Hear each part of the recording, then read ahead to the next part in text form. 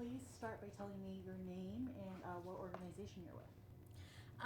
My name is Unaiza Batool, and I'm here with Safe Hands for Girls. More, I don't work for them, but I do FGM stuff independently. But I'm here for Jaha. Okay, great. Yeah. And you're a college student?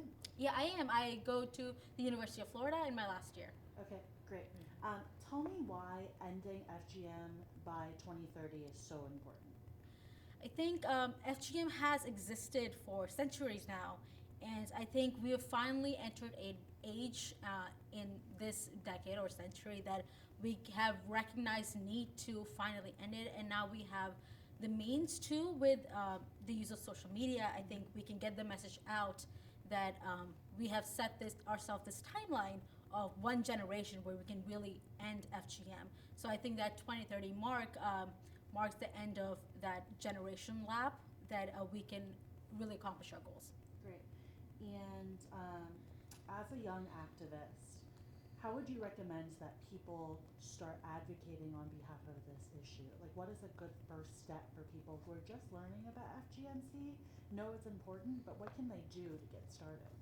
I think the most important part is obviously, like you mentioned, learning about FGM. I think it's really important to educate yourself on FGM from good, credible sources, from real stories from people. And if you can't physically talk to them, but learn about them so you can really understand the depth of FGM, the impact it has had on women and girls around the world, and the extent of it.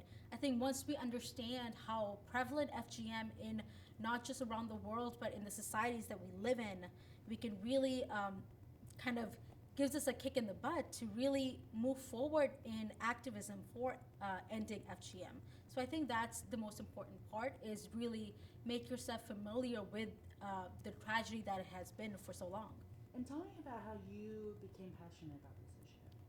Well, I first learned about, I feel like on the back of my mind, I always knew that something like FGM existed.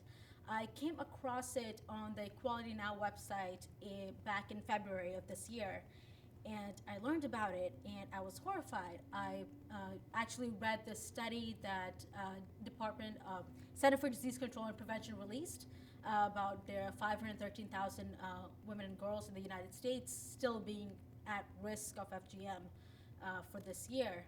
And I think that's really, like I said, gave me a kick in the butt. Be like, it really is prevalent, just around us and everywhere. And that's where I learned that it's